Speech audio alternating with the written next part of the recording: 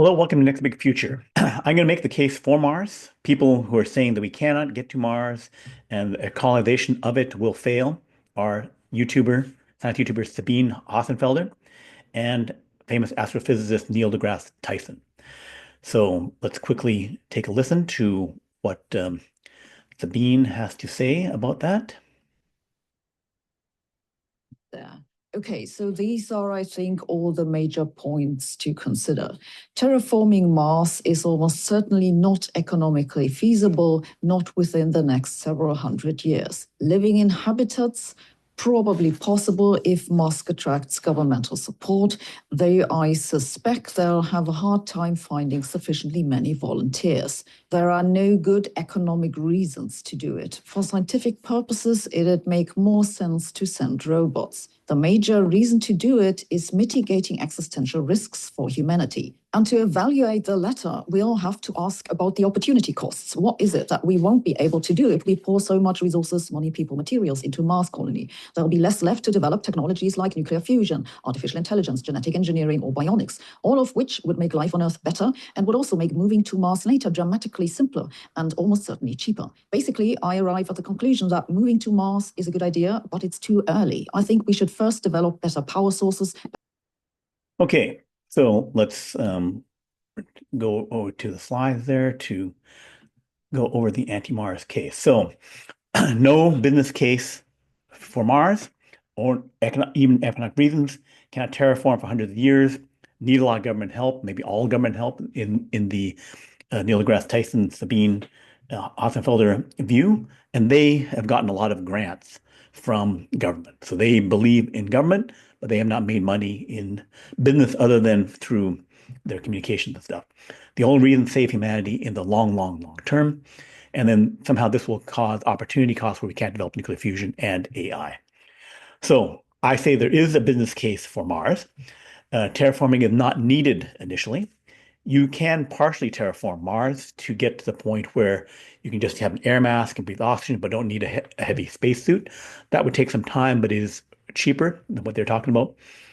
Government colonization, they're wrong now, and also don't even look at history to see that private enterprise was instrumental in colonizing during the colonization of America. I say their view on opportunity cost is actually flipped. There's more opportunity, not less, when you go colonize Mars. And Mars opens the entire solar system and beyond by when you get the capability to put a whole city there, you have massive space capabilities. So you're not just going to Mars, you're going to the entire solar system and studying the entire galaxy. So who am I? I'm Brian Wong. I'm a fundraiser. I'm raising a fund of funds to invest in VC funds. I'm an advisor to a space startup working on launch and satellites, Sidereus Space.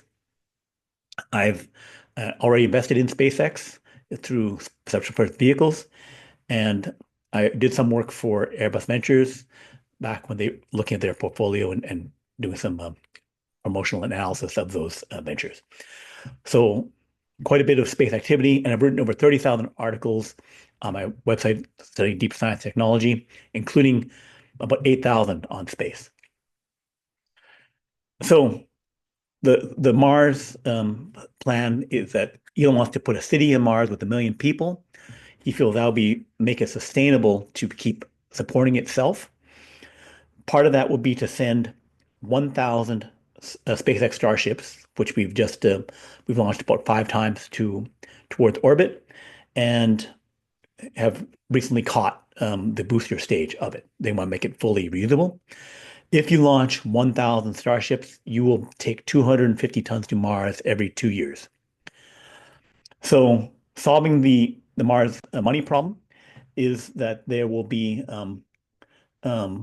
gigafactories on Mars and AI data centers.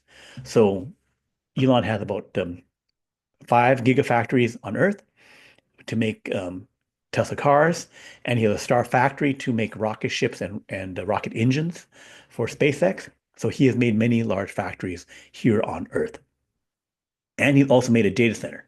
xAI is a company worth $50 billion and is one of the leaders in developing large language model AI.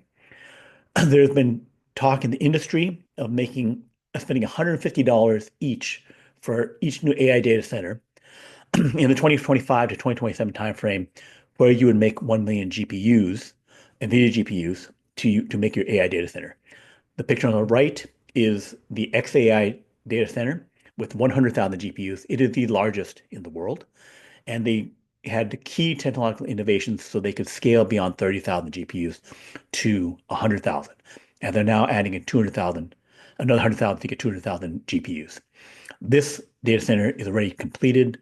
The 200,000 GPUs are done this month, and they're going to expand to 1 million GPUs in 2025.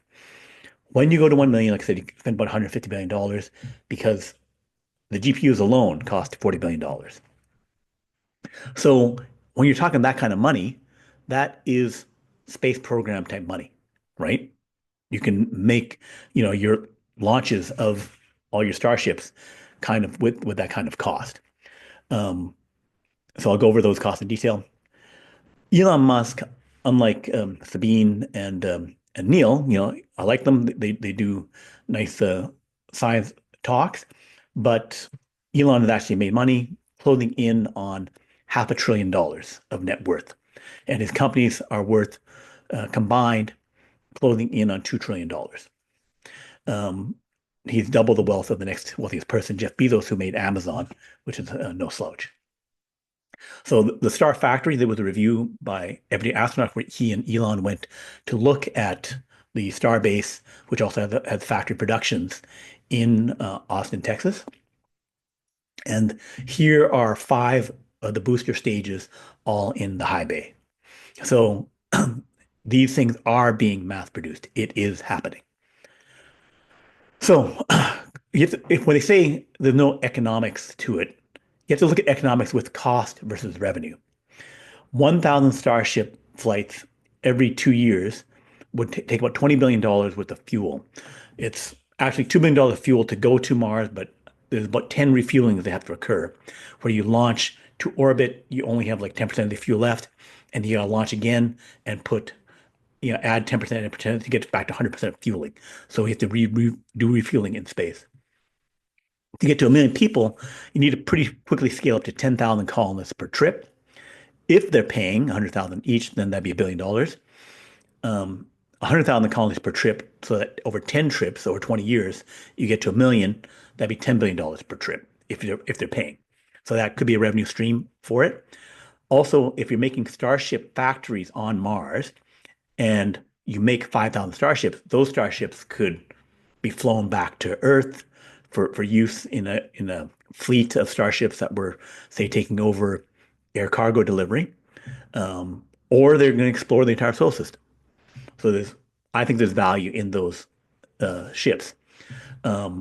If they're $20 million a piece, that would be $100 billion. But if you have Tesla bots building them and factories, automated production facilities with some colonists, then the costs could go down because the minerals would be free for the taking. If you could get the iron on Mars. 10 million GPUs. If you build a 10 million GPU data center, let's say in the early 2030s, then the GPUs could cost $400 billion, but then all the facilities, all the energy, which can triple the cost of the facility, would all be, again, free because all your land, all you're making square mile to square mile of solar could be just laid out and you have all that land free to use because you just have Mars wide open. And then the result could be sent back by satellites of a small model, perhaps only a few terabytes or 100 terabytes in size or petabyte in size. The trained AI model would be transmitted back for use here on Earth. So, and then you could constantly just upgrade the chips, just like you're upgrading the chips in the data centers here on Earth. Sending them there with Starship, because you have a fully fueled Starship, instead of taking 6 to 9 months to get to Mars, you can get there in 60 to 90 days. So you could start training, within 3 months of getting there and then install the chips, say another month, that'd be like 4 months to get going on it, to recycle the chips from a facility that had all the solar and buildings built out. So again, I was saying, so that is a highly valuable thing that I think um, is in line with things that we're building here on Earth today, and which Elon is highly experienced in. Colonization during the 1600s and 1700s, 1800s was mostly private. The countries granted charters and land rights to the traders. If you don't have the government owning Mars, they, SpaceX can just go to Mars and develop it. You don't have to have a charter or land rights. And there was political and military protection because you had multiple countries colonizing. You had England, you had Spain, you had Portugal, you had France, and they're all fighting stuff. They're fighting each other. So it's like they're protecting the mafia, protecting you from other mafia. So if you go to Mars and you're the only one with the spaceships to do it, you don't need the government to protect you from, China or Russia. And they're way behind in terms of their space capability. China and Russia would not be able to go to Mars in force to do something to a Mars colony. And a starship, each one of the 1,000 starships there, are each a reusable missile, right? And they a reusable bomber. They can just load up with rocks and release them at 20 times the speed of sound, and they would hit with if you 4 to 10 times the power of TNT by weight. So one starship with 200 tons of material, releasing that material at Mach 20 would be like 800 tons of TNT, getting into the range of a nuclear bomb. So to for other countries with inferior space capabilities, they cannot challenge the Mars colony in Mars City. And the governments took a cut of the wealth. They just back in the day, they would just take, furs and treasures and whatever they got from there. Private enterprise joint stock companies were funded the British method. Virginia joint stock company was what was funding one of the earliest colonies, which was Jamestown. Portuguese basically kind of like made captains of ships, private enterprise people who could do all kinds of trading in order to develop the colonies. So yes, government funded, like Queen Isabella funded Columbus and his trip to the New World, but pretty much all the other ones quickly got mostly private. And those old colonization, fur trade, agriculture, growing tobacco and things, shipbuilding, and I'm saying we will repeat that by building starships, and space industries. Resource extraction, they would take lumber, naval stores, and they stole from the existing people. Obviously, not something that's possible because there's nothing to steal from in terms of like Martians now. But you can take resources from the solar system, which is a million times more resources than are here on Earth. We do not need to terraform Mars in the first few decades, and we won't. We can have dome canyons, craters from Mars, things buried into there where we are protected from radiation and can cover a vast, large area with oxygen so that people don't feel constrained or imprisoned. Sabine makes the case in her video about if you're terraforming that you wouldn't be able to keep the atmosphere that you generate. There's a very thin atmosphere on Mars and it doesn't have much oxygen. It's only 6 millibars, so 160 times less dense atmosphere than we have an atmosphere on Earth. But that atmosphere on Mars, as thin it is, weighs 25 trillion tons. The solar wind erodes, because there's no magnetosphere, erodes that atmosphere by about 3 million tons per year. So if we do some terraforming and increase the Martian atmosphere 10 times, 100 times, we'll generate 250 trillion tons, if 10 times more, and we'll generate 2,500 trillion tons if we get it 100 times more dense. And again, the solar wind only erodes it slightly. So getting to making a magnetosphere with 3,000 kilometers of superconducting cable, which is a proposal to create a magnetosphere, is something that we do not need to do in the near term. Plus, you could put a satellite between Mars and the sun that would have the superconducting thing to have the magnets that would protect against the solar wind. So the solar wind solutions are doable, and even if you don't do it initially, if you generate the atmosphere, you don't have to worry about the solar wind taking it away in anything like a short time frame. So all of that terraforming, we can do it after. We can make zones, big domes and stuff that have atmosphere. And then if we do generate atmosphere by raising the temperature of Mars to make the CO2 that's frozen there um, um, sublimate, basically melt, then that atmosphere is safe from the solar wind because they're only losing a very tiny amount to the solar wind. Mars has enough frozen CO2 so you could almost triple the pressure there. And there's other deposits of other materials, like in the Neeley phosphate mineral deposits, that could be used to get us up to useful atmosphere. Once we get beyond 65 millibars, about 11 times more than we have currently on Mars, you pass the Armstrong limit, which means water does not boil at body temperature. So that's a good thing. You don't want to have your water boil off at body temperature. You want to be able to walk around with just oxygen masks and maybe like, parkas or something like that to keep warm. So then you don't have the heavy spacesuits. So that can be done. I have other videos where I discuss how that can be done. The way to warm it up cheaply, there was some recent papers about using nanorods that by producing those in reasonable quantities, you can quickly get the Mars atmosphere to warm up because they're a super greenhouse gas material. They have already done this in the lab, like a large lab setting where they make for a few kilograms or tons of this material. So it's not that difficult to do. They have done it.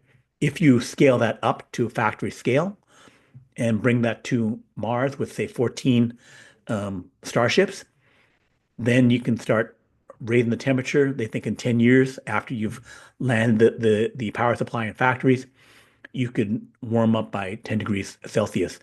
If you started in 2030, then you could get a 10-degree warming by 2040, which would be substantial. And then once you get warmed up, all the stuff starts melting. You get more, the oxygen just comes from the soil into the atmosphere, and you start getting some significant terraforming. So to summarize more of the pro-Mars case, AI training and Starship factories can be profitable for Mars. It is a purpose because you have land and energy there. Yes, there's only 40% solar, but I just make twice as much, 3 times as much solar, and I still have as much solar as I need. I just did bring the materials and just assemble them with Tesla bots, say. So you don't need terraforming initially. You can go underground or cover over domes and valleys, melt and get CO2 material, oxygen material, so that you can then have atmosphere inside of a dome. Partial terraforming is possible with super greenhouse gases. The government is not needed on this thing. It's good to have some money, but the cost of this project could be $1 trillion, which would be more than the funding of other NASA missions. Although $200 billion was spent on the International Space Station, $200 billion was spent on the space shuttle program, but the SpaceX programs are far, far cheaper. So the government could do it, but even if they don't, the fact that SpaceX could soon be making $200 billion, even $1 trillion of profit by having most of the global communications on Earth via satellite. They have 7,000 satellites there now. They can put 40,000 up there and get 1/3 of global communications. To say, oh, that's impossible. They have already 5 million customers for high-speed bandwidth, high-speed internet, and they have deals to provide cell phone communications direct to satellites. So your cell phone can then talk to satellite. So generating that much money is possible. So then go to the opportunity costs. I said more opportunities, not less. One, AI. If I'm making massive AI data centers there, pushing AI, I'm getting more AI. They could make a lot more nuclear reactors on Mars. If I bring them there, because I'm bringing 250,000 tons every 2 years to Mars, I can bring the pieces of a nuclear reactor and put them on Mars. I can bring many reactors. I can bring factories to build reactors. So I would have more nuclear capability, not less. So And historically, all of the countries that did colonization had faster technological progress and faster economic progress. Yes, you're spending, but the challenge, the strain you're putting your country and people under to do the colonization is actually a positive thing. Going for big goals enables you to do more big things. And Mars opened up the entire solar system. If I'm flying 1,000 starships to Mars every 2 years, how many more missions can I do around the solar system? I can do a lot more, right? So it's if I do, we spent all that money on the mission to Apollo. Who else has done more uh, more space activity? The United States was a leader by being the leader going to the moon, spending the equivalent of hundreds of billions of dollars to do that. More capability was created, right? So then who else goes around the solar system? It's NASA. So SpaceX going to Mars and developing capability means they have a fleet of 1,000 starships that can also go other places. And if I build more starships on Mars, 5,000 a year, I can have a million, you know, in 30 years, I could have a million going around the entire solar system. And I would have mass production of all kinds of satellites. So doing more, you have more capability, you can do other things. It's not like I do it and I stop. Elon's talking about putting 5 starships to Mars in the first small fleet in 2026. So this capability is happening and it will be profitable and it will lift up civilization. Because if I develop Mars and develop the solar system, that's a good capability to have. You're a growing capability. In terms of the science of it, Sabine talked about, there's not enough science on Mars. If I have a capability to develop Mars City, I can then make billions of satellites with telescopes that I could put 20 times further than Pluto. That's something called the gravitational lens point. I can then look at the other side around the sun, where the sun acts as a lens, a gravitational lens, to focus the light onto the telescopes and make them 10 billion times better. So I can see lakes and rivers on other planets, oceans on other planets, all their atmosphere. And I can basically explore by telescope the entire galaxy. So going to Mars means I can explore the solar system and I can explore the galaxy. So way more science by developing this capability. So those are the reasons why we will develop Mars. It will succeed. It will be profitable, and we will get insane science by developing more space capability. Thank you, and talk to you next time.